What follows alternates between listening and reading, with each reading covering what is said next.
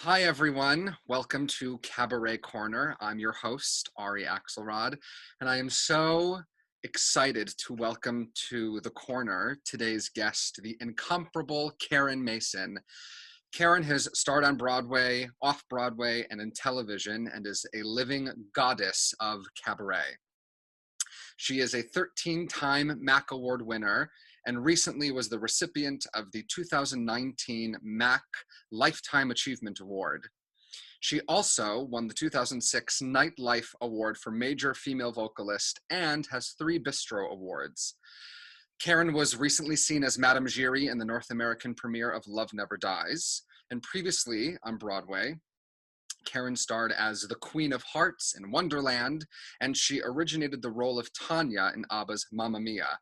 For her portrayal of Tanya, Karen was awarded a 2002 Drama Desk nomination as Best Actress.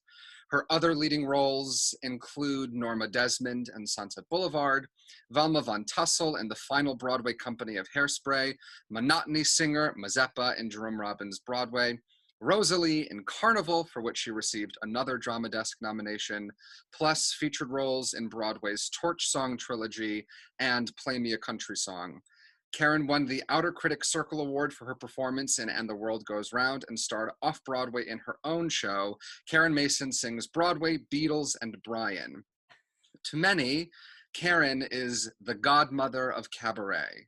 To me, she's also the human embodiment of Dick Gallagher's definition of cabaret, the art of being yourself on purpose.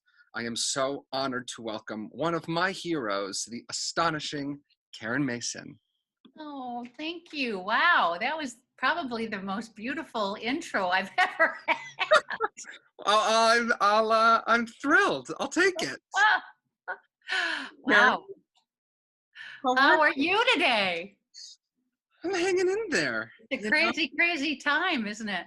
Oh, Yeah, I know. Somehow it feels like just the beginning, but hopefully, coming together and doing things like this. Well, I think listen, when you are get older and you've been through so many different things, it's you realize that people just adjust, and everyone will find new ways of creating and interpreting and singing. I mean, you see it now.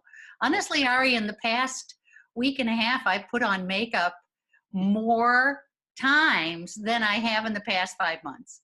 Mm-hmm. I mean, because people are finding ways to create and be part of that. It doesn't go away just because you can't leave your house. Right. You have to find ways to interpret things and create and speak and collaborate. So It's brilliant. And I think as artists, it's our job to show up and continue to create, because just because there's a global pandemic doesn't mean that life has stopped. If we stop showing up, then we're giving the people who are fighting for their lives nothing to fight for. Right. And, and to have a voice for those people. I think that's what artists have always done, is be the voice for the people for everyone, but also for the people who can't have a voice right now, who don't have, I don't know, the money, who are in hospitals, who are fighting for their lives, financially and medically.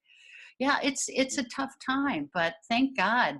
I'm in awe of the people who have created these fabulous shows online, just talking and blabbing and sometimes singing. And I mean, it's fantastic. Is this a new project for you? Forgive me for not knowing. No, that's fine. I had this idea a week ago today. See? Contacted the people at BroadwayWorld, and 5 days later it was just online. And that's the way it happens, it's like boom, lickety split. Now. Yeah. That's great. That's great. In fact, this is an interesting segue. I once had a conversation with Chris Denny, whom you know very well. I do. He said there are times when I will sit in a room with Karen and we'll try and think for hours and hours and hours about a medley or an arrangement, and nothing comes. And then there are times when 5 minutes into, lunch, all of a sudden we're running back to my apartment and we come up with an opus. Yeah. You'll never know, when inspiration is going to come. I think some of my favorite arrangements have been the ones that just happen. He'll play a chord, and Barry Kleinbort will go, "Hey, try this," and I'll go, "Yeah, try that." It's like one of my favorite arrangements is of "Help" and "Being Alive." I mean, it's so over the top and so wonderful, and the way it happened was Lena Katrakis, cabaret teacher and my talented friend, singer, actor, and she was telling me a story about seeing Tina Turner in concert, and that for her last song, for her encore, she sang "Help," just her and a piano. Everybody else left. It was just her and a piano. And I thought, oh, that just took my breath away. And I thought, I really want to do something like that. And Chris always wanted to do "Being Alive." And how the two of he and Barry, how they marry that is beyond me. I just learn the stuff, and say, yes, it's too high. No, you have to give me a bigger note at the end. I mean, that's kind of my gig. But, I was smart enough to work with really great people who come up with these ideas, So, one of the things that is so unique about cabaret as an art form is the really sacred relationship between performer and music director. Mm. And you have worked with and have been very loyal to three of the best: Brian Lasser, Dick Gallagher, and Chris Denny. Can you talk about what the nuanced relationship between performer and music director for you personally? Baby Jane Dexter and I once talked about it, and it really is a marriage. I've been lucky enough to grow up in a time when, to grow up as a cabaret performer in a time when you got to do 5 shows a week, Yeah. 6 shows, I mean, you were constantly working and learning and making big mistakes and learning from those, where we were with each other a long time. And because cabaret is so personal, you have to have somebody who understands who you are and gets who you are on stage and who you are as an artist. Also, in addition to knowing your voice and being able to go, yeah, we need to work on, that note, we're going to highlight that note, we're going to make sure it's always in a good key. How does this feel? But to know the spirit and the spirit of who you are as an artist, I think is just, it has to be meshed. It really has to be. And I feel lucky that I've known such great people who have, been willing to travel with me down those roads that aren't necessarily highly lucrative, as you know. um, but, Brian and I kind of like grew up with each other. And then when he passed away, I was kind of searching for somebody new, and Dick and I, we had known each other from Illinois, believe it or not. We lived in neighboring suburbs, but we didn't really know each other growing up until, so we met when we were in New York, but we were both Midwesterners, and there's some kind of crazy bond, that crazy Midwestern perky stuff. And so we bonded through that, and he loved Brian very much and had that same kind of we just had an interesting connection, a really good communication. And then Chris, he asked me to perform. He knew Brian through I don't remember how, but he knew Brian, and he was he admired Brian a lot. I mean, I'm not going to say that 400 times. One of the really great things about a lot of the guys that I've worked with, they knew Brian and admired what he did.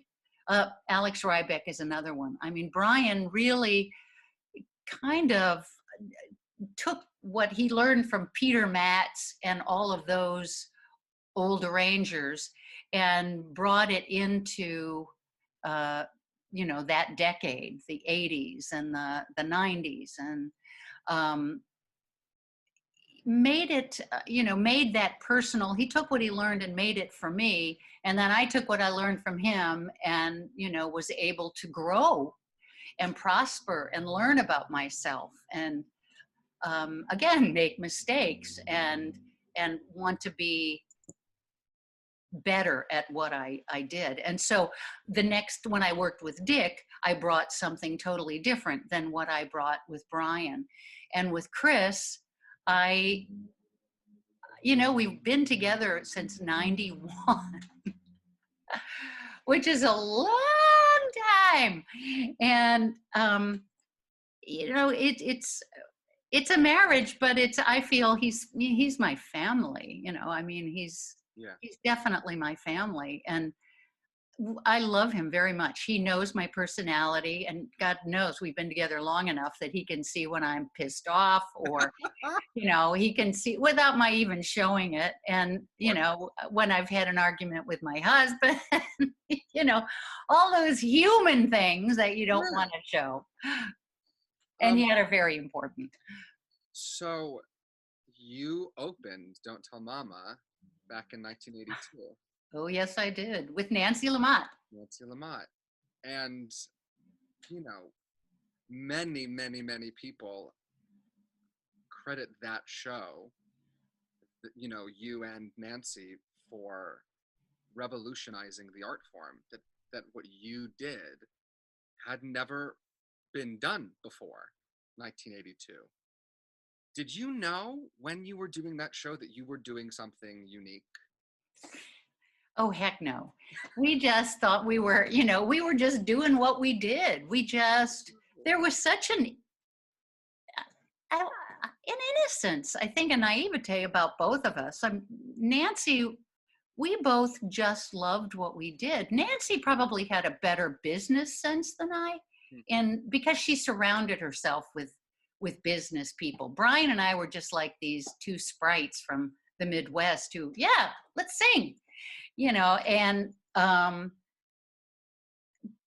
but I think we just really both wanted to make music, and we found a place, both of us.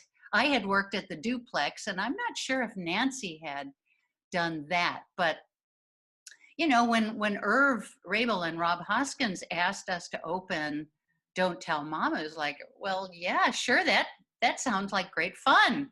And it was a beautiful little club, and we just put on our best, what we at that time thought was our best show. And, looking back at the show now, there are songs that were fantastic and others that you just kind of go, whoa.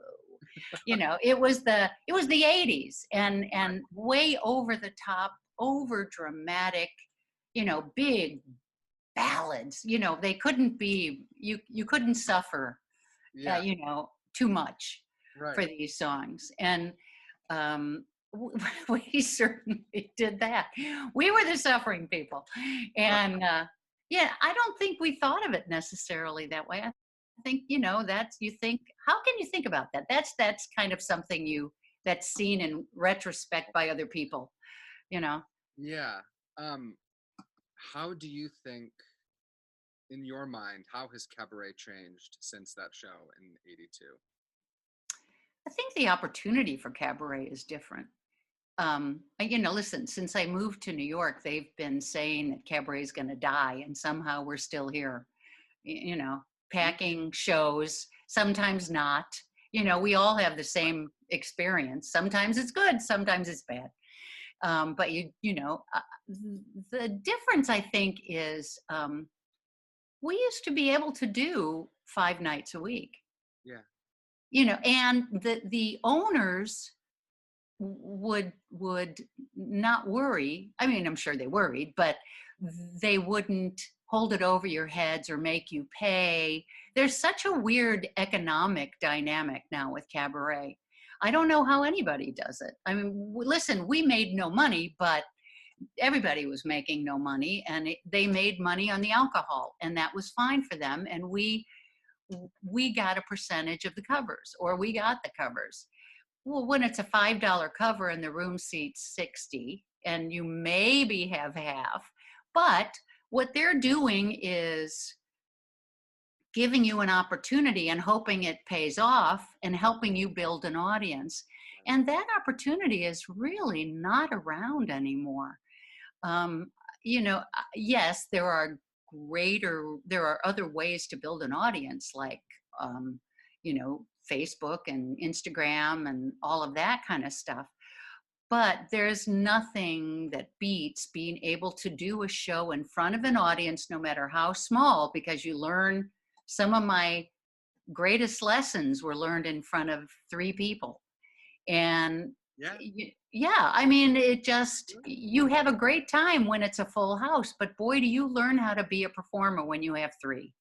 When there are more people on stage than there are in the audience, you really learn how to give the same show, with the same,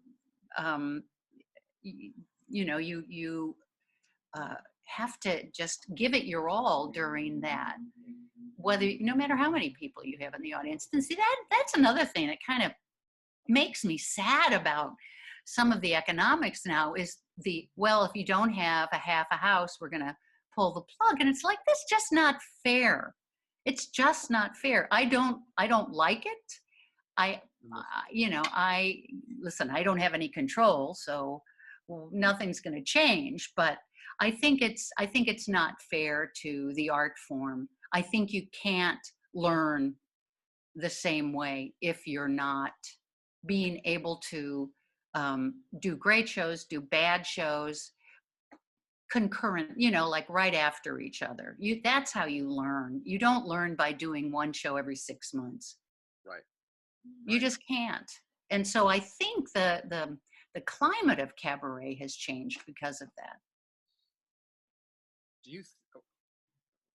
I don't know if you can speak to this, but how do you think that it will be different, or do you think it'll be different after this pandemic is behind us? I have no idea. I have no idea. I know that it's going to be a challenge to have people sit next to each other after what we've all we've all not sacrificed. Listen, what we have sacrificed. We've stayed home. We've done our jobs here to stay home and protect all of us. And there are a lot of high prices that have been paid. A lot of businesses, it's good that I'm old because I get my pension now, but it's, that helps a little bit, but it's going to be different to see how you get people in a cabaret, how you seat them. And let's face it, the great thing about cabaret is sitting close to the performer, and Yes. performers spit. Who's going to want to be close to that? It's going to be a challenge. So as much as listen, I know we will survive this. We will. It'll mutate like every other thing we've all been through. Things happen. Everybody changes. Everybody wonders how it's going to be, and somehow it survives. Yeah. It's going to be different, but it'll still be here because people need to relate on that level. There are audience members who need to see somebody sing for them, sing, to them. Yeah. And there are a lot of singers who need to have an audience there. So I have no idea how it will pan out, but I know it will. I know something, hopefully that ability to kind of forget will allow us all to move forward. Yeah. So I've had this conversation with many people that when they go and see you in a show, whether it's at 54 Below or Birdland or Mama's, they feel, even if they have no idea who you are before the show, at the end of your act, they feel like they have a new best friend. So I love that. I love that. what so from your perspective on the other side of the footlights, what are you experiencing as you're up there? What's it like? Ah. Well, what I love to do as a performer, I have no idea. I'm glad it's being read as something positive, so that's good. Uh, in this part of, to me, it's like I just want to. There's that show off part of me, that middle child part of me that wants to be loved, and there's that Midwestern perky thing, and I like to be. I think some of it is I like to be paid attention to, sure, certainly, and that's when I'm singing. I like to look in people's eyes. I like to make sure they're paying attention, and I think people are so um, unused to that Yeah. that it does make them feel like somehow there's a bond. And I know that when I'm on stage, I do feel home. I feel like that's my little, when I'm feeling comfortable, it's like I am happy. I am just there. I get to sing my tunes. I get to sing with somebody I love at the piano and have a good time. I once had a manager say to me, if you just go out there and you set the tone that it's going to be a party, that we're all just going to have a big party. And that always stuck with me. I think that's really important. Even with the angst that you get to do in certain songs, if you walk out there with the confidence of, I know we're going to have a good time tonight. Yeah. And for me, it always helps looking in people's eyes to know that, because I get to, command is not the right word, but it's like I know you're paying attention if I can see you looking at me. Yeah. And I just enjoy what I do, no matter, even after all these years. And it's been a long time of doing this, but Yeah. I still find great joy in it. I love, the conversation musically with Christopher Denny at the piano, or with Brian, or with Dick, or Alex Rybeck, or, any of them. To me, it is a conversation. And sometimes, Chris will sneak something in and it'll make me giggle, and it keeps it all so fresh. It is a party. Yeah. It is a party where you get to have um, uh, fun and maybe cry a little with your best friend. And, I'm not ashamed of those feelings. It makes me feel good to be able to share it. So, Yeah. Um, so if I were to ask 50 cabaret artists to define cabaret, I would have 50 different definitions. So I'm curious, how, in your own words, how do you define cabaret? wow, that's really an interesting question. I love Dick Gallagher's version of it. Yeah. Yeah. Because I think that probably, because people are so close, I think you do have to be very much yourself. Your best, no, not even your best self. I think you have to be yourself, What and that day? Yeah. yeah, I like Dick's interpretation of it. What, say it again? It's really good. The art of being yourself on Yeah. purpose. Yeah, it's there were a lot of over the years there were a lot of people I knew and who were doing Broadway shows or off Broadway or doing television, and I'd love their personality and their voices and say, "Why don't you do a cabaret act?"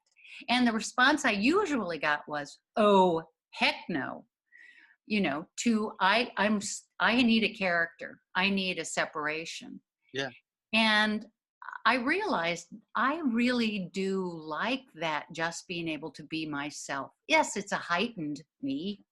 I don't wear those clothes and tell those fascinating stories all the time. But it is definitely I think I'm being myself, a part of myself, but yeah, myself. And I think that's not necessarily an easy thing for a lot of people to achieve. Yeah. So how do you so seamlessly transition from Broadway show, cabaret, national tour, cabaret? How do you do that? Well, it's all part of the performing animal that I am. Um, I started out in theater. Cabaret was just kind of it was a fluke, actually, because when Brian and I met, it was at a restaurant in Chicago that was serving. They had singing waiters and waitresses. It was called Lawrence of Oregano, and it was a real, adorable. It was a chain of these really fun restaurants in Chicago, and I went and auditioned. And when they decided to get rid of the music because it was costing them too much, I thought, I'm attaching myself to this guy's wagon. I'm not, he doesn't seem to be saying goodbye to me. So, we loved making music together. So he had a lot of gigs like private parties and things like that and would bring me along. And then we started doing half price nights at a gay bar in Chicago called La Pub. And we were in the back room, and basically it was their half price night. So the front was packed. And then when people were tired dancing, they would, or wanted to, pick somebody up, they would come in the back room. And we would be back there singing, something. So we just tried out every possible thing. We would do sometimes, we'd do five nights a week. Sometimes we'd do 3 shows a night. I mean, it was exhausting, but boy, did we learn our craft, and boy, did we learn what didn't work for me. I think that's how I learned who I was musically, because I thought I can, I know what I like, but I forgot your question. All right. That's fabulous. You've talked about Well, what was the question? Tell me. it was how do you so seamlessly transition from cabaret Oh, to because to me, it's all the same thing. It's, even when I'm singing a small ballad, in it's all a matter of communication. That's all it is. Acting is communication. And whether you're doing it behind a character or you're doing it, that was something that took me the longest time to realize, though, was that, this mysterious acting thing, which scared me because it always seemed like it was something other people did. And I was just, a storyteller. And somebody said to me, well, what do you think storytelling is? But acting. And I thought, yeah, I've read a couple of books. I read a couple of books about acting, and it seemed like that's what I was doing. So uh, it kind of took the mystery away from it. I still feel like, there are brilliant, brilliant, brilliant actors, and I'm a good actor. I'm a good actor. very good. I'm not a brilliant, brilliant, brilliant actor. I'm a good actor. I'm a good, solid actor.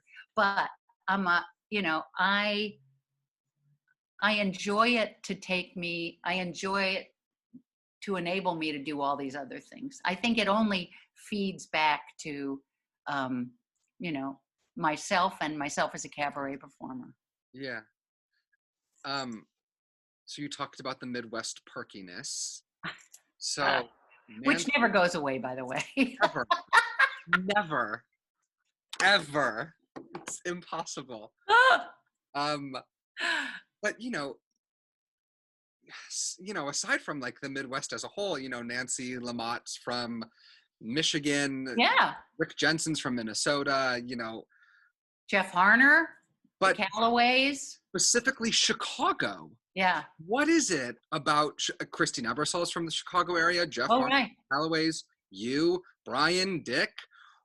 What is it? If you could guess, what is it about Chicago that has, bred these incredible pioneers for this art form? Well, I think it's true of a lot of the arts, actually. I think Chicago is a great place to learn.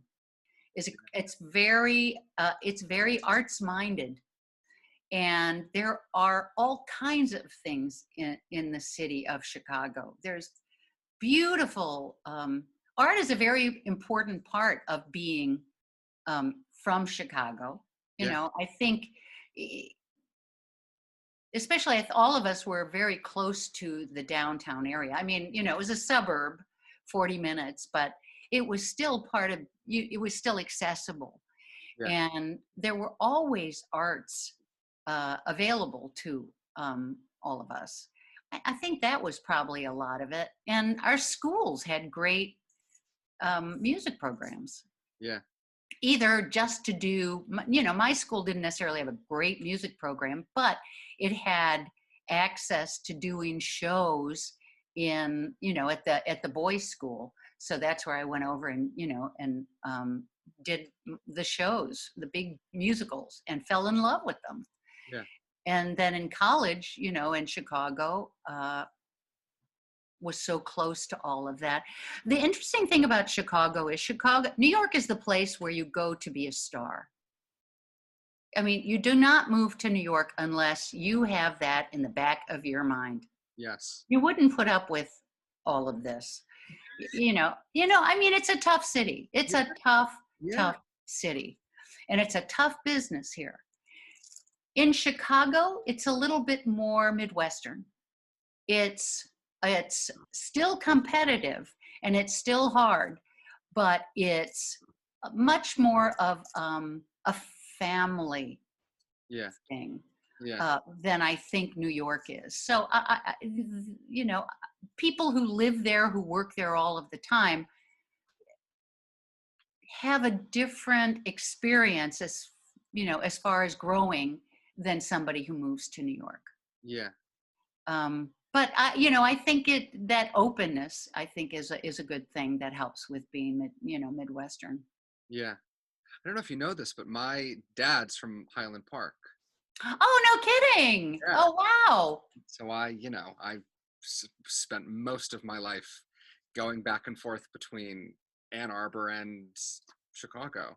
Wow! So, but the past 2 summers, I had the privilege of working with one of your friends and music directors, Becky Menzie, Oh, who I is, love Becky Menzie. oh, Yeah, I know. Yeah. and in thinking about, this might be a hot button issue, but in thinking about the gender gap in regards to music directors in New York, what is it like? Is it different for you to work with somebody like Becky than it is to work with someone like Chris? When the vast, if we're being honest, the vast majority of music directors in New York are male. Yeah. Does it feel different if you're talking about musical conversation between performer and music director? Does it feel different to have a woman, to have someone like Becky at the piano having that conversation with you as a woman? Yeah, it's an interesting question. I have honestly have not experienced any difference. It's always the conversation about heart, soul, and music. Mm, And that doesn't, that knows no gender. yeah, it knows no But gender. I mean, yes, the experiences are different, but the heart experiences things, and the soul you want to uh, express, and the music is the way to do that. And it's no, it's never been an issue, which is interesting. There should be some distinguishing thing. Probably the hardest part about being a female is just getting ahead, Right. in the business that is dominated by males. But there are more and more now which is great to see. Great to see powerful women, who powerful, artistic, talented women, who are not in the background anymore. No. Well, and may it only grow from here. Yeah, really. I mean, it should. Yeah. The women I've worked with have been, brilliantly talented, and, have really worked for what they have gotten, Yeah. and do not take it for granted. And that's a big thing. So I'm going to you're already in the hot seat, but I'm going to put you in in the even hotter seat. Am I going to start sweating here for a second? Okay. We'll see. I don't know. I know it's like 30 degrees in New York, but who knows? You might start. Yeah, but I had to close the window so we wouldn't hear the buses. So, yeah. So I'm asking everyone on the spot if you could sing your favorite 8 bars from one of your shows. Wow. Can I come back in a half an hour after I vocalize? Let's see. One of my favorites. That would be. Oh, I know. It's actually one of Brian's songs, and I just love it. Which one? Karen, I have all of your albums. I've listened to them. They are required listening for all of my clients. Whatever it is you're about to sing, the reaction will be the same. Well, it's so funny. I mean, Brian, I knew Brian 16 years out of a long life, and yet it changed my life. Yeah. And he was such a great writer.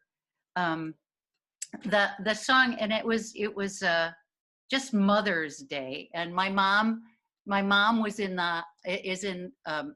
Alzheimer's, and so she's in nursing care, and my sisters were going to go and stand outside because nobody's allowed in the nursing homes, which is good. Great. But my sisters were going to go stand at the window, but I guess it was raining and crappy in Chicago yesterday, so they didn't go. But this song he wrote for me when I was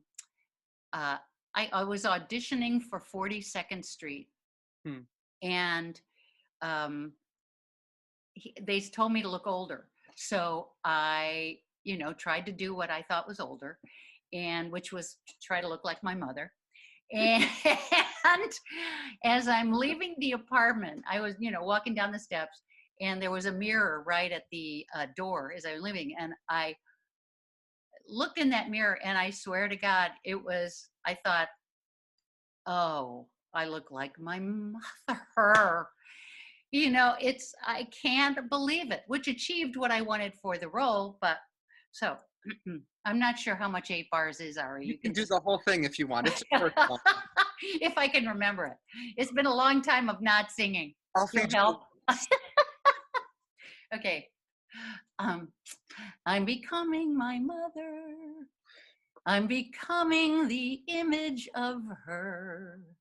In the mirror on closer inspection, I see her reflection recur. I've developed her profile. I've developed her furrowing brow. That odd little quake her mouth used to make, I'm starting to take up now. I'm becoming my mother. I'm becoming so set in her ways. My favorite line ever.